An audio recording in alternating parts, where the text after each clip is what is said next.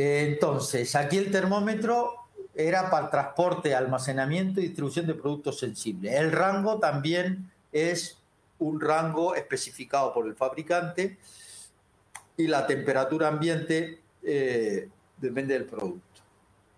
El rango lo da el fabricante, el equipo mide o la temperatura del aire o la temperatura del producto con distintos requisitos, si es temperatura del aire o temperatura del producto.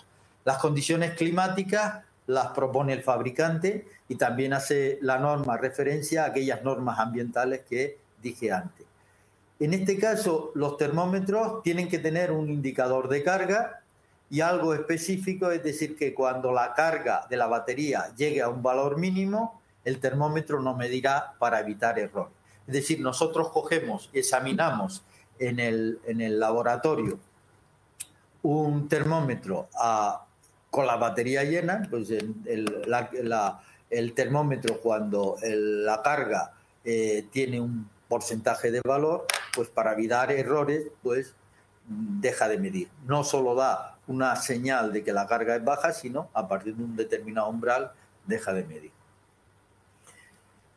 El grado de protección, pues se ha establecido distintos grados de protección IP para el elemento indicador y el sensor, en función si es un equipo que mide temperatura del aire o mide temperatura de producto.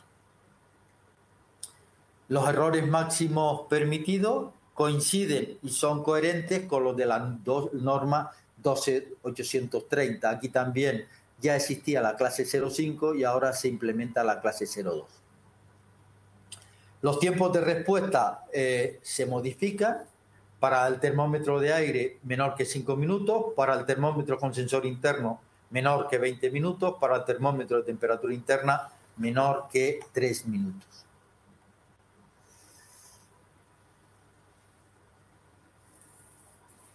Bueno, el ensayo de error de medida de temperatura dentro de cada rango se hace en sentido ascendente y descendente. En un valor mínimo del rango, 0%, en el valor máximo y en un punto intermedio que está entre el 30 y el 70%. Entonces vamos a ver distintos ejemplos que van a figurar dentro de la norma. En este caso tenemos un registrador, un termómetro donde ese registrador mide en un amplio rango y en cada rango tiene, en diferentes rangos tiene diferentes clases. El equipo mide entre menos 40 y más 85 grados. La clase 2 entre menos 40 y más 85. Es clase 1 entre menos 30 y más 30. Y clase 05 entre 0 y 30. El equipo sería así, entre menos 40 y más 85. En esta zona es clase 2, está en marrón. En la clase de 0 a 30 es clase 05 y entre menos 30 a menos 10 es clase 1.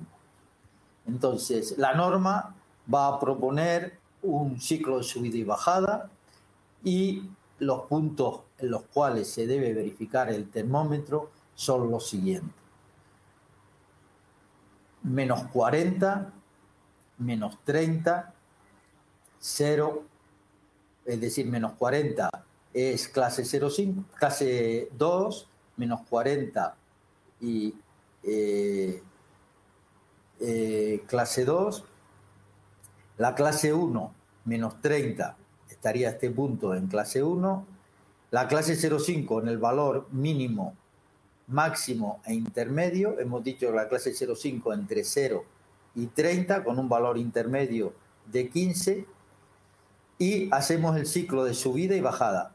0, 15, 30, 30, 15, 0. Es decir, hacemos el ciclo de subida y bajada.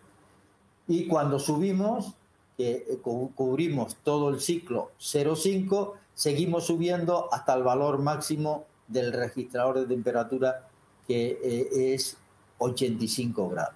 Es decir, el equipo empieza en menos 40, menos 30, 0, 15, 30, 85, vuelve para abajo, 30, 15, 0, menos 30 y menos 40.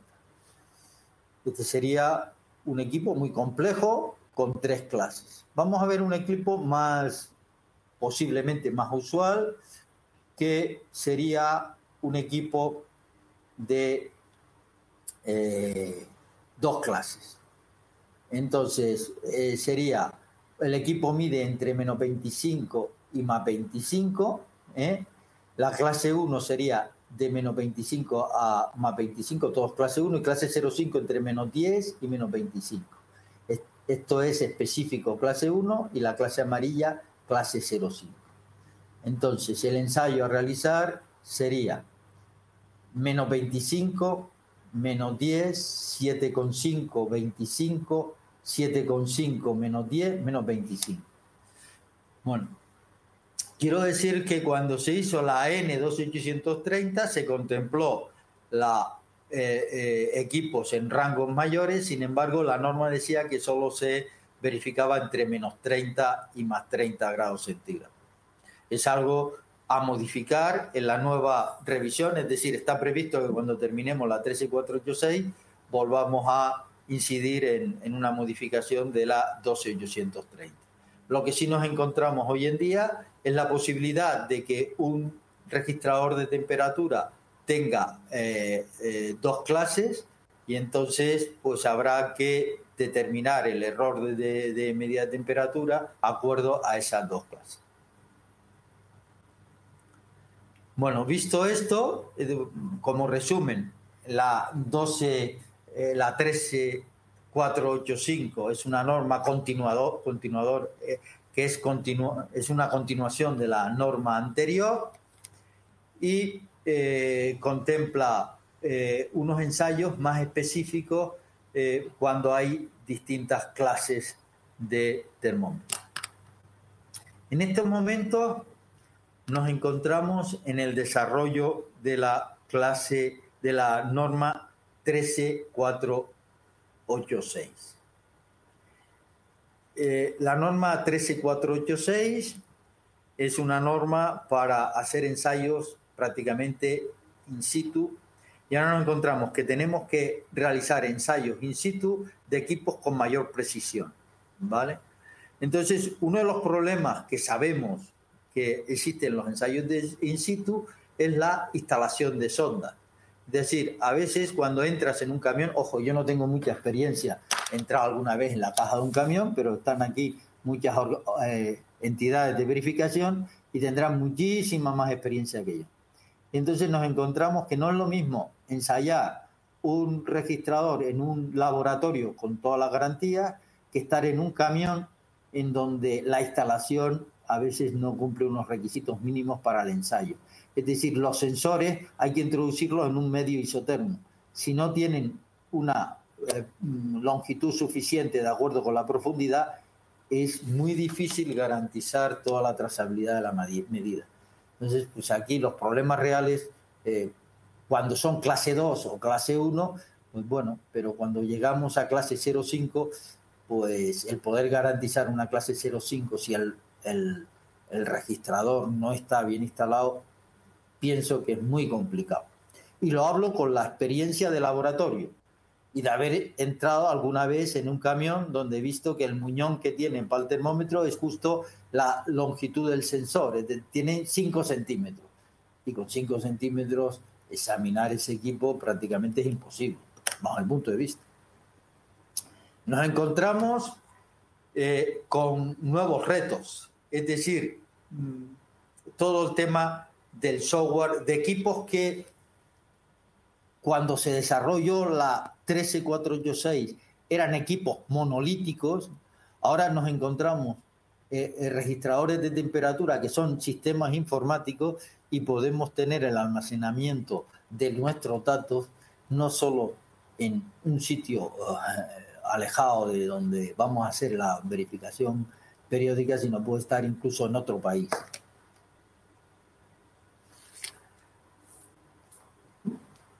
El error de la temperatura. La verificación se realizará al menos en el punto inferior y superior del rango especificado por el usuario y debe confirmar la clase dentro de dicho rango. Bueno, pues lo que hay detrás de todo esto es un poco la mentalidad que viene desde Francia. Francia en frío es donde la sede del Instituto Internacional de Frío siempre ha sido una referencia a nivel mundial, ¿eh? Y entonces ellos trabajan mucho en el aseguramiento de la calidad en el sector farmacéutico y se dan cuenta de que el sector farmacéutico, los requisitos del sector farmacéutico son muy superiores. Entonces al sector farmacéutico no les vale con que le hagas la verificación periódica en un punto. Entonces si ya la paradoja de que equipos que farmacia hacen calibración y por aquí hacemos verificaciones y tiene que estar el camión realizando distintos tipos de verificaciones incompatibles unas con otras. Entonces ellos han propuesto, y está apoyado por los alemanes, incluso por los portugueses, que la verificación se realiza en más de un punto, en 2 puntos mínimo. Además dicen que, oye, si el rango en el cual va a medir el equipo es superior a 10 grados Kelvin, pues la verificación se hará en 3 puntos. Esto es propuesta, esto no está aprobado, pero bueno, el acuerdo que tienen, y parece que no hay discusión en este tema, es que se amplían los puntos. Antiguamente la norma anterior solo se hacía en un punto. Los ejemplos. Si el usuario, puedo decir, esta norma no está aprobada, ni la norma N13485. Si el usuario especifica que se utiliza el registrador en el margen 2.8 y en el margen 15.25, la verificación se realizará en los puntos 2.8 y 15.25. Son puntos, como pueden comprobar, específicos del transporte de productos farmacéuticos. Los termolábiles suelen estar en 2.8 y los productos que no requieren frío suelen transportarse entre 15 y 25. Otro segundo ejemplo, si el usuario especifica que se utiliza el registrador en el margen de 0 a menos 20, entonces la verificación se realizará en el punto menor 0, en el punto menor menos 20, el punto superior 0 y un punto intermedio menos 10. Aquí entramos en error del tiempo. Bueno, nos encontramos equipos que están conectados, como dije anteriormente, con GPS. Un GPS lleva un reloj atómico y sería ridículo intentar calibrar un reloj atómico, Entonces, pues la norma lo tiene que contemplar. Entonces, si el equipo tiene GPS y está sincronizado, o si el equipo tiene GPS y no está sincronizado.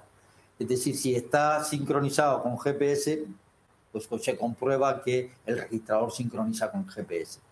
Si en ese momento ha entrado dentro de un almacén y pierde la señal del satélite, tiene que comprobar que el reloj interno sigue funcionando y que el equipo mantiene el tiempo, porque volvemos al concepto de lo que es el registrador de temperatura. Es un equipo que mide temperatura, tiempo de una forma precisa. Entonces el equipo tiene que pasar de funcionamiento GPS a funcionamiento reloj interno. Un reloj interno por un sistema electrónico, la tecnología hace que sea súper preciso y en el periodo que dura una verificación periódica, si el reloj electrónico está funcionando, todos tenemos experiencia de tener un reloj electrónico y suelen ser súper precisos. Entonces se debe comprobar que la sincronización es adecuada. En el caso de que el registrador no tenga GPS, pues se siguen utilizando los procedimientos antiguos, es decir, pedirle que estaban contemplados, como he dicho, en la norma 12830, y lo que pasa es que el tiempo que es disponible para hacer una 13486 no es lo mismo que el tiempo disponible que tenemos en un laboratorio. Entonces, está en discusión de cómo realizar esos ensayos. Tenemos conciencia de que esa norma se desarrolló en la época de los registradores mecánicos, donde el tiempo, pues había derivas importantes, y entonces aquí es importante saber si el tiempo se mantiene. Y aquí tenemos un arma importantísima que tenemos hoy en día, que no teníamos en la época que se hizo la norma N12830 anterior.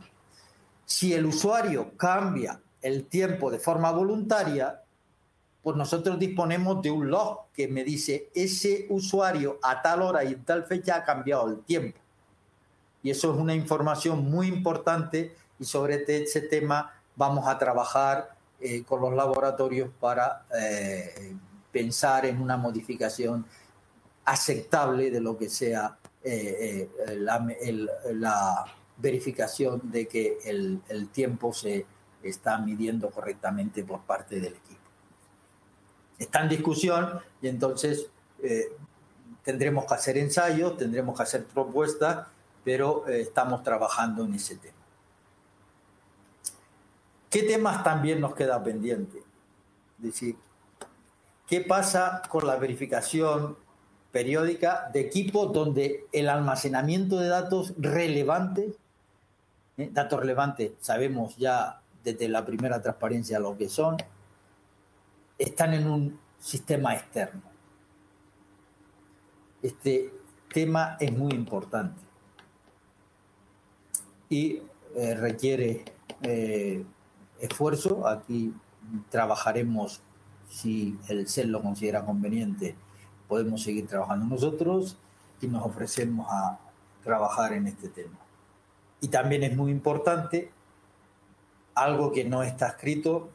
De momento no existe, que yo sepa, ningún sistema con examen de modelo aprobado en una nube, pero es importante no solo el verificar lo que dice la 12830 de la nube, sino es desarrollar cómo se va a realizar una verificación periódica de un sistema metrológicamente relevante donde existen parámetros en la nube. Solicitamos sugerencias a introducir, corregir. Nosotros hemos trabajado muchísimo, y a pesar de eso, cuando hemos leído la norma y la estamos desarrollando punto por punto, vemos que es necesario corregir e introducir nuevas cosas.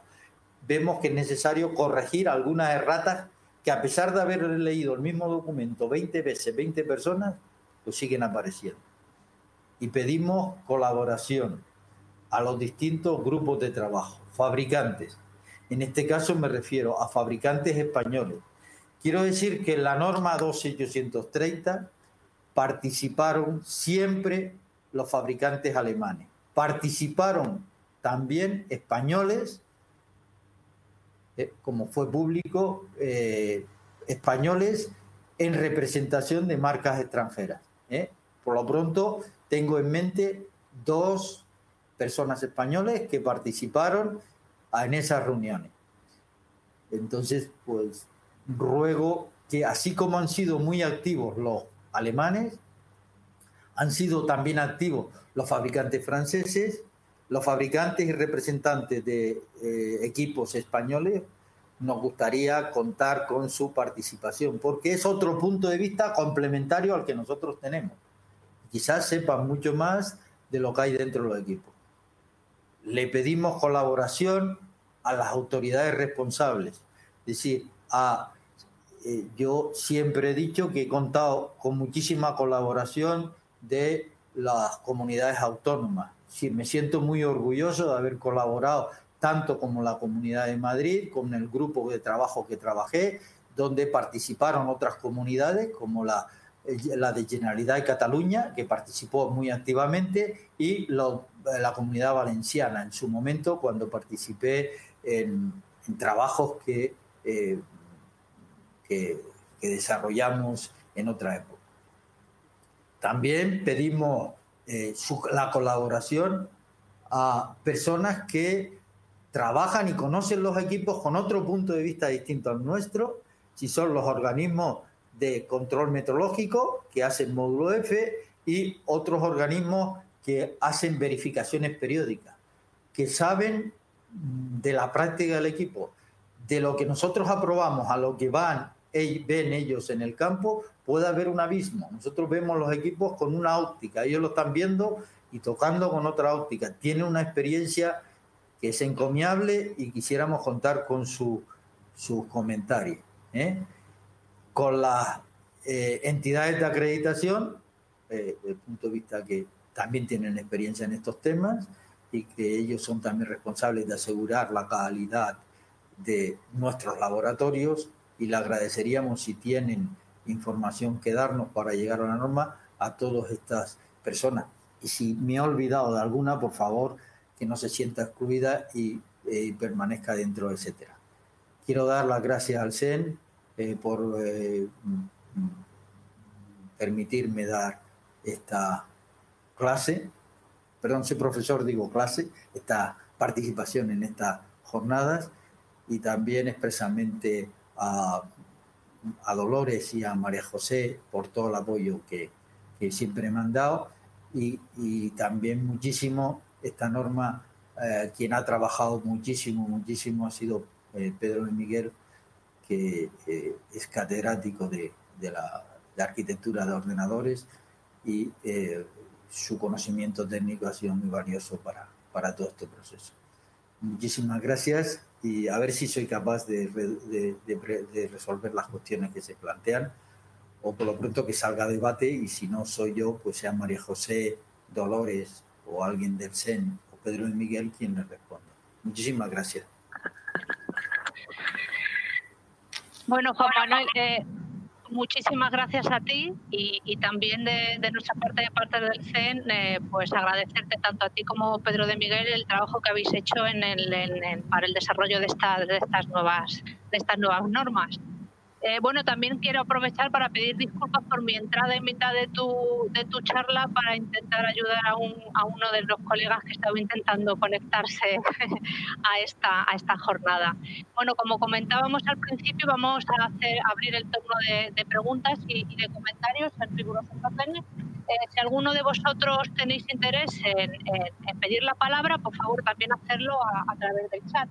¿De acuerdo? Tenemos tiempo hasta las 11:15, que vamos a hacer una pequeña parada de media hora antes de iniciar la segunda parte de nuestra jornada, con lo cual yo creo que tenemos tiempo de sobra para responder a todas las preguntas o comentarios que se puedan surgir. Bueno, voy a comenzar por José Manuel Soriano Román, que hace la pregunta de ¿cuándo se tiene previsto la aprobación de la norma en 13486? Porque ya hay equipos en el mercado que cumplirían estos requisitos. Juan Manuel, ¿nos puedes comentar algo acerca de esto? Bueno, ¿tengo el micro abierto? Sí, te oímos. La norma 13486 está en discusión, ¿vale? Estábamos discutiendo todo el tema de cómo determinar el error del tiempo. Creo que aquí hay que aplicar el sentido común en equipos que miden el tiempo con un reloj atómico, o con relojes muchísimo más precisos que con un cronómetro. Y tenemos el melón abierto de todo lo que es la verificación periódica. Hay mucho trabajo. Tenemos la confianza, nos hemos ganado la confianza, este grupo de trabajo, y lo sabe María José y lo sabe Dolores, de los laboratorios europeos.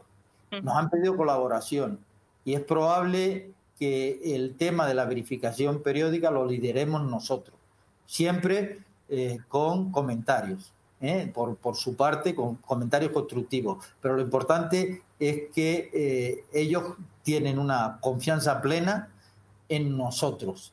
En la pregunta, estamos en discusión. La norma 12830 se resolvió cuando apareció lo de la Volkswagen, y en un año se resolvió. Yo creo que aquí mínimo, por la experiencia y la velocidad, que no es muy grande en estas reuniones, mínimo nos queda un año de trabajo de reunirnos, y luego a partir de ahí otro año en el cual la norma circula por los distintos países para tener comentarios y la fase de aprobación de lo que es una norma europea. Perdona, no, José Manuel, no sé si te he respondido o no a la pregunta.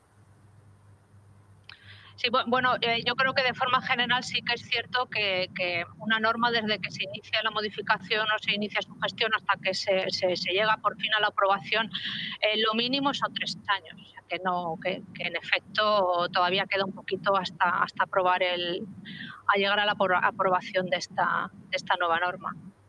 Tenemos por aquí también algún comentario de Salvador Ruiz desde ACO Electromecánica, que como fabricante español de registrador, que se ofrece a colaborar.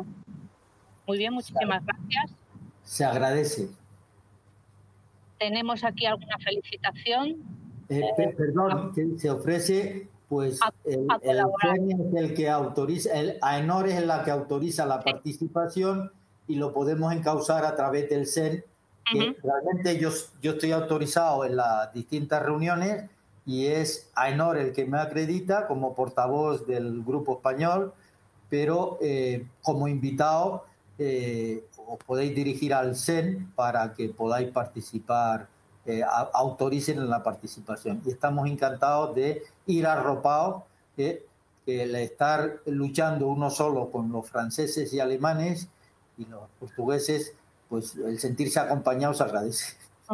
Pues sí, cualquier fabricante que esté presente ahora mismo en la jornada y tenga interés en colaborar, aviso que requiere cierto trabajo, pues que se ponga en contacto conmigo. Luego tenemos una pregunta de David Ávila Tomás, que dice: en la ITC 3701, para una medida del tiempo de 3.000 segundos teníamos un error de 0,1%. En la nueva ITC el error relativo es de 0,02%, es decir, 0,6 segundos cuanto antes de las 3. ¿Es correcto? El error humano estimado en 2 segundos según la guía. O sea, es una pregunta sobre la modificación del error máximo permitido en el tiempo. Se ha reducido, pero vamos, de memoria no me lo sé. Si lo tengo aquí, pero un momentito. Sí, no, perdonad, es que yo creo que la pregunta es la del final, porque dice: el error humano está estimado en 2 segundos y viene a decir como que eso es muy superior a lo que se está exigiendo como error máximo permitido. Pero yo es que eso de que el error humano está estimado en 2 segundos según la guía no es exactamente así, porque me imagino que se refiere a la guía de la Comisión de Metrología Legal, de la que vamos a hablar después. Si queréis podemos dejarlo eso al final, pero ahí en esa guía lo único que se habla es de un ensayo en el que se va a hacer una sincronización cuando el reloj tiene resolución de 1 minuto, pero ahí no se dice nada de que el error humano sea 2 segundos.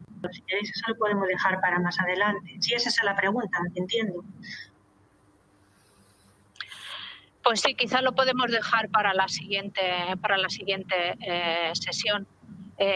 Si no, David Ávila, Tomás, por favor, habla. ¿Puedes encender tu micrófono y comentar si tu pregunta iba por este tema?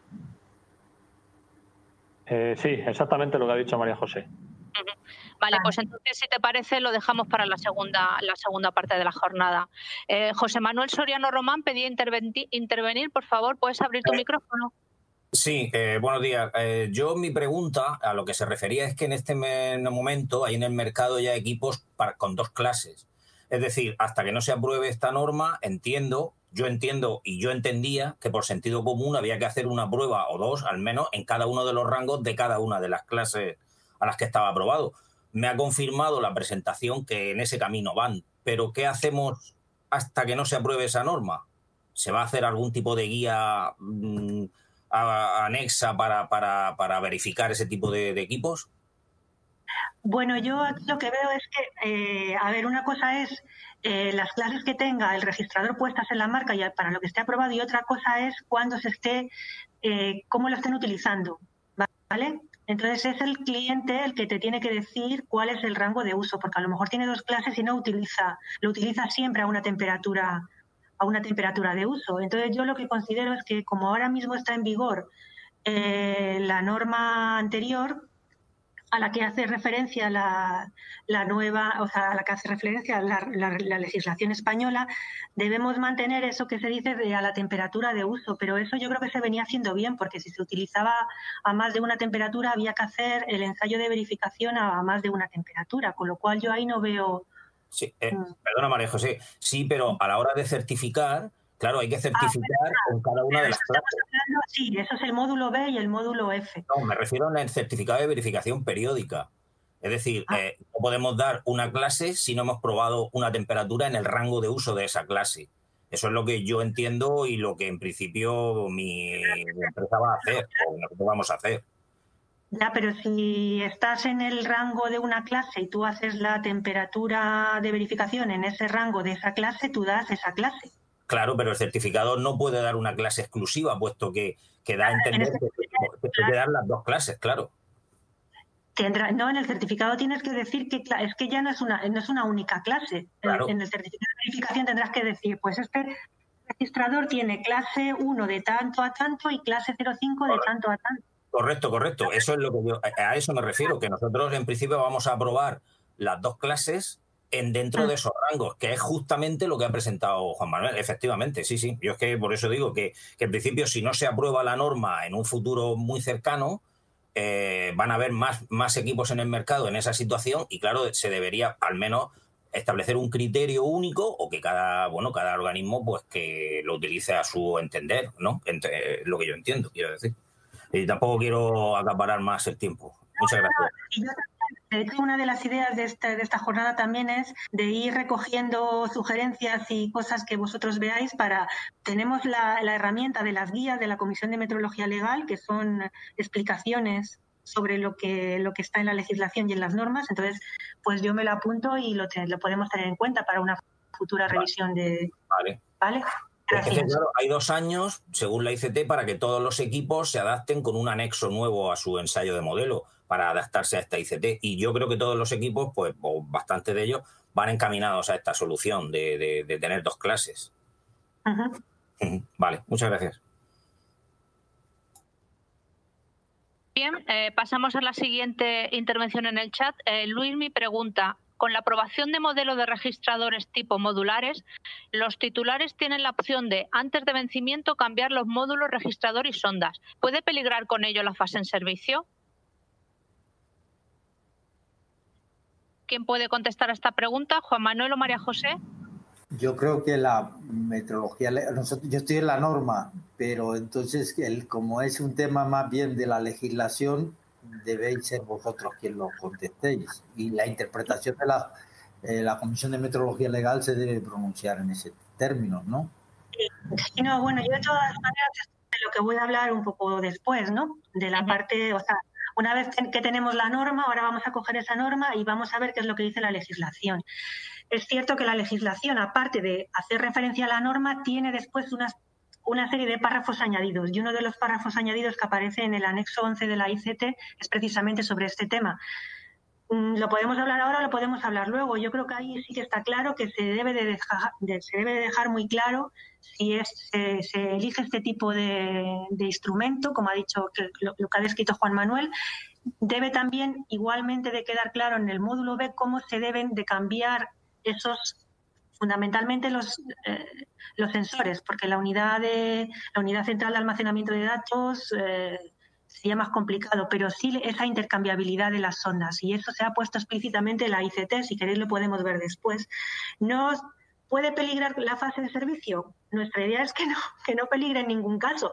Evidentemente esto es responsabilidad del organismo de control que deje muy claro cómo se debe hacer eso. Y si se ve que peligra, pues ahí es donde se debe detectar. Muy bien, muchas gracias. Pasamos a la última pregunta ya que tenemos en el chat de Javier González de Focus Métrica. Perdón un momento. Yo no soy... estoy en la norma europea, pero mi opinión es que la verificación periódica se tiene que seguir haciendo y puede ser que a lo mejor no tengas que verificar si el termómetro, si el sensor está cumpliendo, que no tengas que verificar que el error de funcionamiento del termómetro, pero la función administrativa es fundamental. Es decir, tendrás que ver los certificados que tiene y dar la validez en el periodo que tiene. O sea, que el equipo, en la verificación periódica, ni en Europa, y pienso yo que en España tampoco, la metrología legal se tiene que eliminar. Puede ser que no tengas que hacer un ensayo, es decir, lo que yo decía, es decir, que tu equipo está sincronizado con un reloj atómico, no tengas que calibrar con un cronómetro un reloj atómico, pero tienes que verificar que el equipo está sincronizándose con el reloj atómico y que está midiéndote bien la hora, y tendrás que ver que si tiene sensores digitales y se los han sustituido, que al cabo de 2 años están en vigor esos sensores. O sea, la parte administrativa y ver los precintos y todo eso se tiene que cumplir, y ahora es la administración la que tiene que regular cómo, en base a la norma o qué requisitos. Ya, bueno, creo que a lo mejor la pregunta iba en otra dirección. Ahora que lo he vuelto a leer, porque lo he leído muy rápido y ponía fase en servicio. Ya he interpretado fase de puesta en servicio, pero yo creo que se refiere a instrumentos en servicio. Viene a decir, me imagino que lo que quiere decir, si acaso puede intervenir Luismi, es que como que no va a haber equipos que se sometan a verificación periódica porque el fabricante los va a cambiar antes. ¿Es esa la pregunta? Luismi, por favor, ¿puedes conectar tu micrófono? Sí, buenos días. Buenos días. Sí, va un poco en la línea que indica María José, es decir, antes de vencimiento, que el titular pueda sustituir tanto las ondas como el módulo registrador, con lo cual estaríamos hablando de una nueva puesta en servicio, porque la interfaz de comunicación sí que la mantiene. Y por lo tanto, digamos que de cara al titular o lo que puede ser mi cliente, estoy en Eurocontrol, el organismo de autorizado de verificación meteorológica, pues en ese sentido ya no nos solicite la verificación periódica, porque ha renovado, ese instrumento con un nuevo registrador y unas nuevas ondas. Por eso la pregunta de si peligra o no, porque entiendo que si los titulares optan por este tipo de instrumentos, puede que se acojan a esa sistemática y por lo tanto no se verifiquen, ¿no? Esas ondas, ¿no? Lo que es el ensayo de temperatura. Ensayo de tiempo, está claro lo que dice Juan Manuel, que evidentemente, estando sincronizado GPS, pues ya veremos cómo evoluciona, pero lo que es el ensayo de temperatura sí que es, un ensayo que desde mi punto de vista hay que seguir realizando. Ya, no, claro, lo que pasa es que eso nosotros no podemos intervenir. Si el fabricante le resulta más barato sustituir, si al titular le resulta más barato sustituir el equipo entero que hacer una periódica, pues claro, eso... Claro, es que un poco lo que la presentación de Juan Manuel, si además vamos a pasar de realizar el ensayo en vez de a un punto a varios puntos, eso implica al final encarecer en la verificación periódica, y en contrapartida el fabricante, en paralelo puede implantar esta sistemática, pues de cara al titular, que al final es lo que ves la parte económica.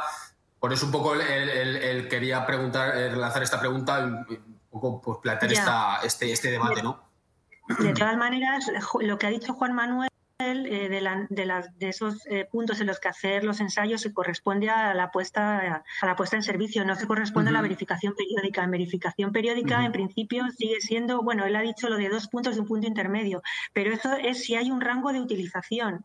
Eso estamos en discusión. Yo entiendo que si no hay un rango de utilización, ya hay un punto de utilización, pues seguirá siendo el punto, pero eso todavía está en discusión. Sobre la periódica ya habrá que ver. Pero sí, claro, esto no sabemos. Yo no me sé la respuesta. Vale, muchas gracias.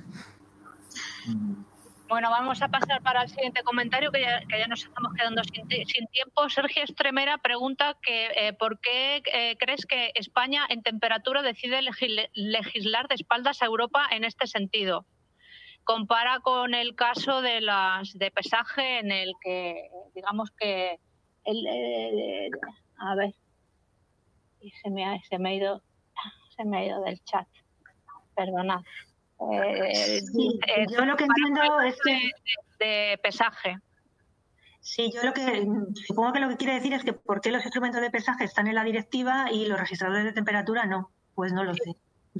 No es que legislemos de espalda, es que no están ahí, hay más instrumentos que no están ahí. Si tú lo sabes, Dolores, pero no sé. Hombre, realmente no es que se haya legislado a espaldas de España. Realmente hay una directiva comunitaria, todo empezó por una directiva comunitaria que atañe a los registradores y termómetros que se utilizan para transportar productos a ultracongelados. Entonces, sí que, y esa directiva comunitaria exige que los instrumentos que se utilicen pues cumplan las normas en 12830. Esa directiva hubo que transponerla a la legislación española y entonces, hombre, lo único que se hizo fue, digamos, ampliar un poco más la visión y el hecho de que hubiera o pudiera utilizarse este tipo de registradores, es decir, los que cumplan la norma 12830, no solamente para los productos ultracongelados, sino para cualquier producto que tenga que transportarse a temperatura controlada. O sea, realmente no se está legislando a espaldas de Europa y, de hecho, cualquier legislación que se quiera promulgar aquí en el país tiene que ser primero o distribuida entre el resto de Estados miembros. No sé si Maite está conectada, a lo mejor puede explicar algo más en este sentido, pero realmente no se está. Y España no es el único país que tiene este tipo de control para registradores de temperatura. Así, por ejemplo, creo que Portugal también tiene la legislación en este sentido. Sí, estaba intentando intervenir, pero ya lo has dicho. Cualquier legislación, bueno, en Europa existe la legislación armonizada, como todos saben, que es para toda Europa igual, pero luego cada país, cada Estado miembro puede legislar aquellos productos que considere de interés. Y la orden ICT, aparte de todos los trámites realizados en España de audiencia pública, de información pública, se tiene que trasladar a Europa durante un periodo para que haya también observaciones por parte de otros Estados miembros por si pudiese haber alguna traba al libre comercio y no ha habido ningún tipo de comentario y no se legisla de espalda a Europa. Es absolutamente imposible. Cualquier legislación que afecte a todos los Estados miembros tiene que pasar por el trámite de Europa, de información pública en Europa. Muchas gracias, Maite. Pues ya aquí al final hay un último comentario de Sergio Iglesias. No sé, Sergio, si a lo mejor lo quieres decir de viva voz o quieres hacer algún comentario con respecto al error del tiempo. Sí, buenos días. Nada, como un poco paria en este asunto, porque yo no soy fabricante, pero bueno, sobre el tema de la sincronización de los equipos para que siempre estén en la hora adecuada. Yo creo que estamos hablando, entre otras cosas, de tiempos un poco ridículos respecto a lo que luego puede ser la energía térmica de lo que están viendo estos equipos. Pero sí es cierto que tú, cuando descargas datos de estos instrumentos a un ordenador o a una nube, sí se puede hacer que estos sincronicen de manera automática con el reloj del propio ordenador o servidor y que este, a su vez, esté sincronizado con un reloj atómico. Por ejemplo, por barrer para casa, el propio servidor del ROA te ofrece la hora con una precisión espectacular aquí dentro de España. Yo creo que esto se podría hacer de forma de que hubiera una cláusula, una automatización de forma de que eso fuera automático y no tendríamos que tener problemas de derivas en el tiempo y demás con estos equipos. Muy bien, muchas gracias por el comentario y la aclaración, Sergio. Ya son las 11:15, no sé si alguien más tiene una última pregunta o quiere intervenir. Si no, vamos a pasar a... ¿Sí? Dolores, queda una pregunta al final de Javier González. A ver, no la veo. Ah, vale, sí, perdona que no la he visto. A ver, una pregunta de Javier González de Focus Métrica.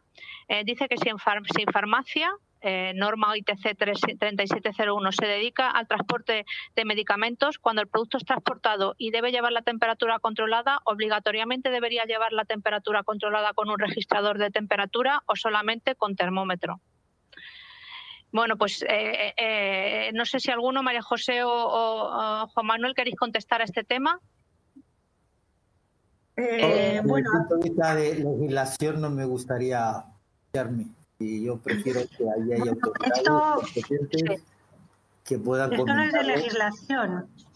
Esto es una crítica, bueno, crítica constructiva o un comentario que hemos recibido siempre desde que se hizo la ITC antigua, ya que no especifica, salvo la directiva europea traspuesta sobre productos ultracongelados, no especifica cuál es la reglamentación bajo la cual los instrumentos tienen que estar sometidos a control meteorológico. Dice cuando haya disposiciones reglamentarias. Eso pasaría, yo no sé, tampoco sabría responder, eso habría que preguntar. Siempre nosotros remitimos a los servicios de industria donde está la metrología legal en las comunidades autónomas para que ellos digan si ellos tienen hay alguna regulación, alguna reglamentación que obligue a que esos instrumentos estén sometidos a control meteorológico. No sé si alguna comunidad autónoma puede aportar algo o sabe algo más. Yo es que no es muy sí. María José. Sí. María José. Sí. Sí, Soy habla. Antonio Alcaide. Soy Antonio Alcaide, de la Generalitat de Cataluña. Venga, pues nada, ilumínanos, Antonio. Iluminarnos no, pero como me tocó coordinar el grupo de trabajo cuando se desarrolló, al desarrollar la ICT 3701 en el año 2006, pues esto lo estuvimos hablando y lo que nos quedó claro es que la obligación de uso de cualquier instrumento de medida no viene establecido por las normativas meteorológicas, viene establecido por reglamentaciones de uso, como puede ser sanitarias, de transporte, para taxímetros, de comercio, como las balanzas, etcétera, etcétera, etcétera. Es decir, nosotros, si ha de haber un registrador o si ha de haber un termómetro, en el caso de farmacias, no lo sabemos, ni a lo mejor lo tenemos que saber, pero si está, tiene que cumplir el control meteorológico del Estado. Y es otra administración, en este caso será su Salud Pública, la que controlará que las farmacias tengan el instrumento que deben de tener y no tengan otro. Y y siempre lo hemos interpretado todas las comunidades autónomas desde entonces así. Incluso en su momento se hizo una guía de normativa que regulaba la obligación de uso de registradores de temperatura o de termómetros. Algunas incluso eran municipales, sobre todo el tema de almacenamiento de alimentos es un tema. Es decir, en Barcelona, por ejemplo, cuando tienes una cámara frigorífica de menos de 9 metros cúbicos, puedes tener un termómetro. Si tienes una cámara frigorífica de más de 9 metros cúbicos, tienes que tener un registrador. Eso lo establece una normativa local. Y bueno, esa relación de normativa, que ya debe estar bastante obsoleta porque se hizo en el 2006, estuvo temporalmente publicada en la web del CEM, pero me parece que ya por sus desfases pues, fue retirada, ¿no? Y poca cosa más puedo decir. No sé, María José, si era esto lo que más o menos preguntabais. Sí, muchas gracias, Antonio. Es eso. Es que esto es muy difícil de elaborar. Como tú dices, esto es una cosa que depende de muchos. O sea, si es una reglamentación que lo especifique, como ha dicho Antonio, pues ahí es donde hay que ir a mirarlo. Desde luego, tanto en la ITC como en la ICT nueva no se dice nada de cuáles son las reglamentaciones que aplican. Pero esto tampoco, esto le pasa a cualquier instrumento de medida. Porque, por ejemplo, una tienda puede vender productos sin balanza y nosotros no tenemos por qué obligar a que tenga balanza. Y si esa balanza es ser solo peso o precio, peso, importe.